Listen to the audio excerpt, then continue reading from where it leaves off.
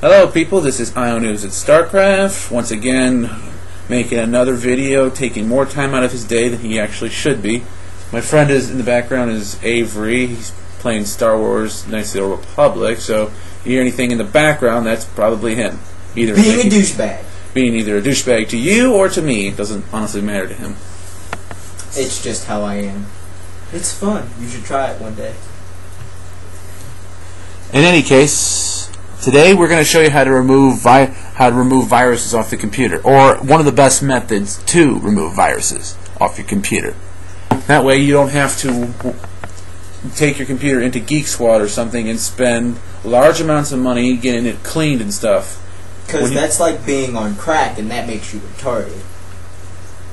Well, not necessarily. It's just a really bad investment. You can actually remove viruses by yourself. You should only do that in case you know for a fact you can't do it. Now we'll warn you a couple things about this presentation. Alright, I'm going to warn you a couple things before we begin this video. One, I'm not a full IT person. I'm not qualified or certified in anything. I just know a couple methods. And I'm teaching this to the people who are not computer savvy. I'm pretty savvy when it comes to computers. Or whatever word you want to use. I'm good. Let's just go with that. Now, and two, not all the time will this method work with viruses. There are some viruses that actually get around this, so you may not be able to. So it may or may not work. It honestly depends. Most viruses, especially with the fake security programs, one of them you will be seeing sometime later, that will use this method. Alright, now that we'll use this method, and therefore this method can be used to get rid of them. Alright, now that I've gotten the introductions and warnings and disclaimers out of the way, let's begin the presentation. Suppose your computer gets infected with this virus, Spyguard 2008. It's a pretty bad virus. It actually ruined my XP computer when I didn't know what I was doing with computers. Ruined my XP computer sometime around Christmas. Yeah, that was nice for my dad to realize his computer got infected with a virus. And was to hell. Yeah. Right through the ass. Exactly. That's why I destroyed the OS and installed a new one. Now, let's say your computer gets infected by that. Pretty bad. Your computer's it has extremely slow, it crashes like... Yeah, it just crashes like a hell of a lot. More than it should. Not to mention the fact that your computer security is now compromised. There is actually a way to remove this program by yourself. It just is going to take a little bit. To do that, you have to boot your computer into safe mode. But what is safe mode? Safe mode is a diagnostic tool in the PC OS. You can use it to basically make diagnostics on your computer. Therefore, and then remove stuff or add stuff. It does mostly remove stuff. It also lets you scan your computer for anything. It also lets you scan the computer without any risk. Now, what does safe mode do? Well, it's like booting up your computer, except there's a couple things you have to know. Almost all the processes you have for your computer are turned off. Really, almost all of them. You barely can do anything in safe mode. 2, you have no internet connection whatsoever. 3, almost all of your programs that you have installed will not work. That's what will happen if you boot your computer into safe mode. It's also extremely difficult to boot into safe mode anyway. Like, I'm not kidding. Like, it's a very inconvenient process. But then again, that's what makes safe mode so safe to use, and hence the name safe mode. Just try not to up anything while you're in there, okay? How do you get to safe mode? Well, the first thing you need to do is you need to shut down your computer. So, you shut down your computer, just turn it back on. When it's on, before it gets back to the first loading bar, let me just look up an image. Let me just look up an image really quick. Let's see. Let's do the Dell boot up screen, because at least that's what I use. Yeah, let's do something like, let's say it looks like that. Okay, you can see the loading bar. What you want to do, before the loading bar hits full, you're going to want to press F8 or F12. It depends on what it does depend on the computer. But after that, you should be able to boot into safe mode.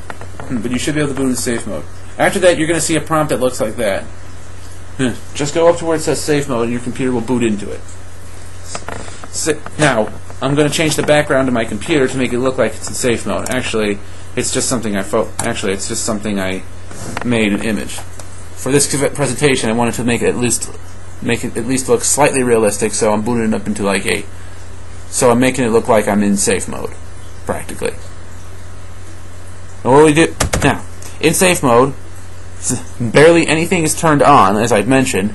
Most of the time, even the viruses won't be turned on. They need the system resources in order to boot on, and since the system resources aren't there, since the system resources haven't been booted, you can easily just start assigning everything. Now, what you want to do is you first want to take a look what virus you have. As I said, we're using Spyguard 2008, so we're going to use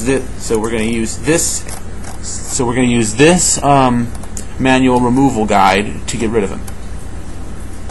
First thing we're going to use. The first thing we're going to do is we're going to learn how to we're going to learn how to get rid of the folders. We're going to do the folders and files first because that is probably the easiest. It says for here user profile we'll delete the folders, program files, Spyguard 2008, user profile, start menu, programs, Spyguard 2008. So what you would do then is you would then go into all programs, look for Spyguard 2008, and you delete it. Since it's not in there, well, it should be obvious. Since it's safe mode, there's nothing really the virus can do to stop you.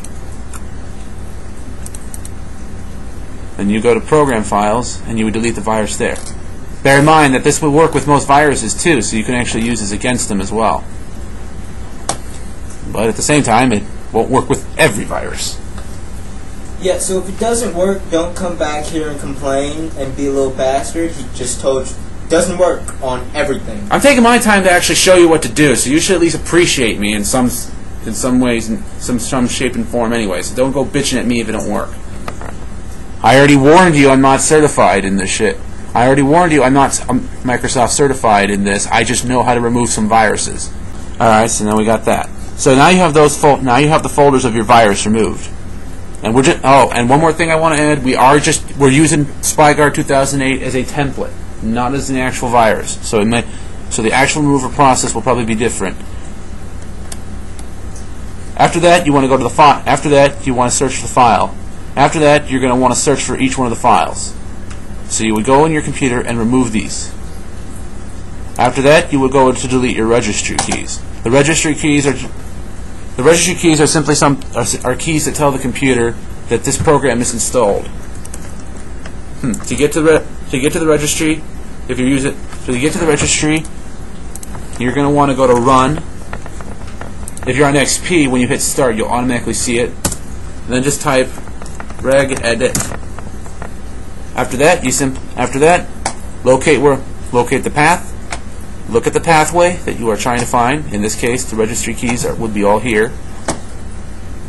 And then you just simply search for the regedit, and then you delete the virus. And then you delete the registry keys to the virus. You delete the folders. Now, you have to also stop the Spyguard 2008 processes, which require you to go to Task Manager. With Task Manager, you can read it the traditional way through Control-Delete, or you can reach it the easier way by typing Task MGR on the computer, and then go into Task Manager. If you're using Vista, you can type Task Manager. If you're using Vista, you have the convenience of the search bar when you open up. If you're using XP, you'll have to go to Run. After that, you can kill the processes from there. Let me just go back, just to be sure I showed you that, because short-term memory loss is not fun. After that, see, we're on the processes menu. Normally you go to the applications first. Just go to processes and kill those processes of the virus that you have found, because they have to run somehow. After that, the final thing to get rid of most viruses is through the DLL file. There is a way to get and those are usually the harder to find. To get hidden files and folders to show, just go to your control panel, switch to classic view,